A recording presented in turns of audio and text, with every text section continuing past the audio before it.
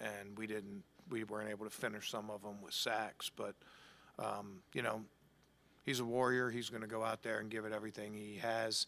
He's been limited. I mean, last year he got limited a little bit with the shoulder as we went down the stretch. But anything he's able to do, he's going to go out there and do it. And when he's on the field for us, he provides a big boost. What do you guys have to do to get off to a faster start? You know, I thought we did in that game. We went 3 and out on the first drive, and then intercepted the first play of the second drive, and then we started shooting ourselves in the foot. We get the penalty on the interception, which is a penalty all day long. I mean, you hit the guy in the head.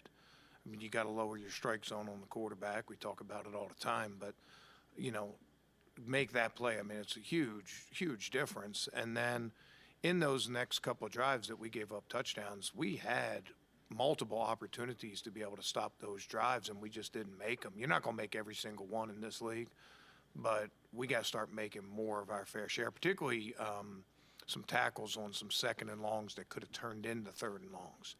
We had them, whatever it was, 2nd and 17, and we miss a tackle. It's going to be like 3rd and 12, 3rd and 13. Good chance you're getting off the field with no points on that drive. Same thing on the backed up drive. It's 2nd and long. They throw a pass by tackle. All of a sudden they're out of jail. And, you know, we have to take advantage of more of those opportunities. But it wasn't so much the starting fast. Probably my biggest disappointment in that game was our drive right before the half. You know, our offense turned the ball over. You know, they're in field goal range, but they have a new kicker. And, you know, we need to go out and cover our offense with that and get off the field, hold them to a field goal attempt. And it was like completion, 5 plays, touchdown. And whether it was our attitude wasn't right, we were, you know, when you take the field after that sudden change, that's when you really need to rise. And when we had a second chance to do it in the fourth quarter, we executed that about as well as you can execute. They're already in field goal range, hold them right there. They try a field goal, and, you know, the guy missed a field goal. I mean, if he makes that field goal, game's out of reach there completely. So tackle better. Our tackling in the first half. Anytime you don't tackle well, your defense isn't going to look very good. And we were probably about twice the rate of missed tackles that we normally are in a game. You're not going, again, it's the NFL. You're not going to make every single one, but our rate was too high, particularly in some critical situations. And I think that had a lot to do with where that game was before we were able to right ourselves in that game. I know you have a lot of trust in all your cornerbacks, but what is the schematic advantage in just playing right and left cornerback? Well, there's some stuff to indicators that the offense uses, right? There's so much the offense does to try to discern whether it's man or zone, different formations, slot formations, you know, things like that. And generally, if you're right and left, you're not given those man indicators, right? And teams get into man beaters and things like that. Other ways you can combat it is you can give them man alignments and play zone. We have both of those, but also when teams do tempo, quick, particularly Cowboys, that was the big thing. You know, just trying to find guys and go one side or the other. You know, in that game, you know, a significant portion of the second half, Denzel was trailing Neighbors. But there's also times where you can't do that. Like, they get in bunches. If you try to lock one guy in a bunch, you can set yourself up for a lot of picks and a lot of things like that, and line up at number 3. And, you know, it's always sort of a little battle against the offense and battle sort of how you're going to play it into how much you're going to show, what you're showing, and how settled your guys are. And we try to balance all those in the game. He made a couple plays in the second quarter. You know, it wasn't every time in the second half, but Denzel matched him a lot more in the second half. You know, we were able to come up with some stops.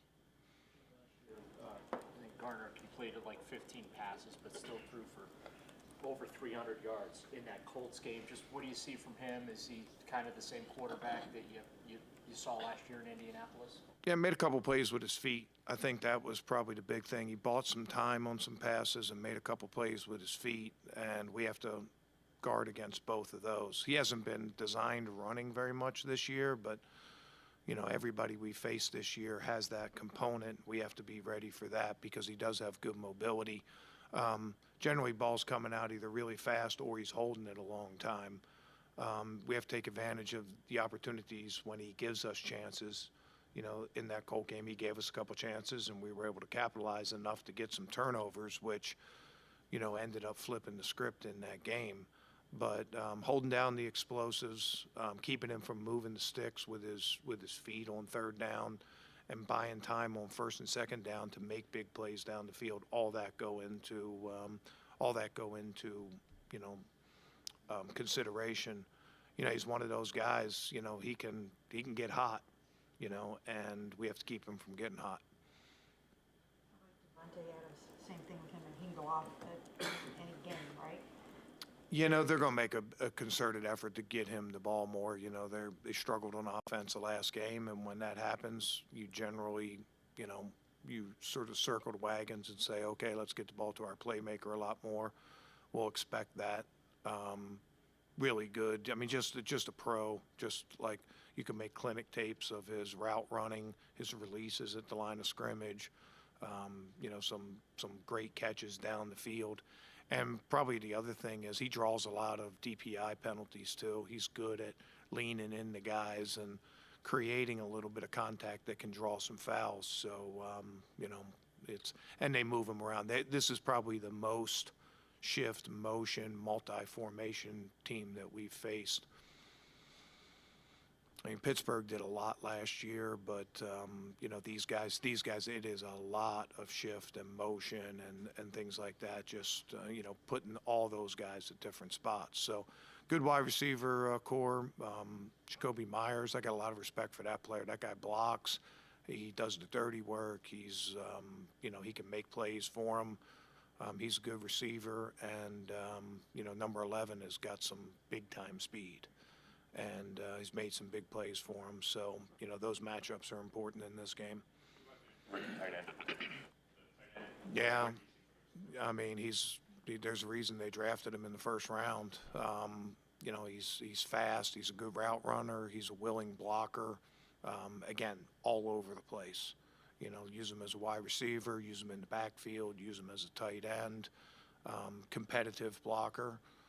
Certainly not afraid to go in there, but it looks like all of their tight ends, but Mayer is a good player. They drafted him high, and then Harrison is there and fills a good role for those guys. So, you know, tight ends, wide receivers, good playmakers there, good challenges for us. I like our safety group, like our corner group. So, you know, we're going to have good matchups.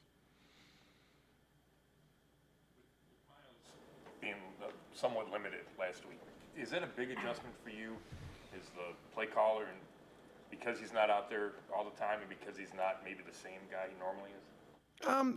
I wouldn't say either of those. I mean, he was out there quite a bit for us. I mean, maybe not every single snap, and you know, his snaps were down a little bit, but you know, really call it any different when he's out there. I mean, he was given a lot of pressure in that game. It was, in my mind, it was similar to a lot of stuff late in the year, where you get good pressure. You can't always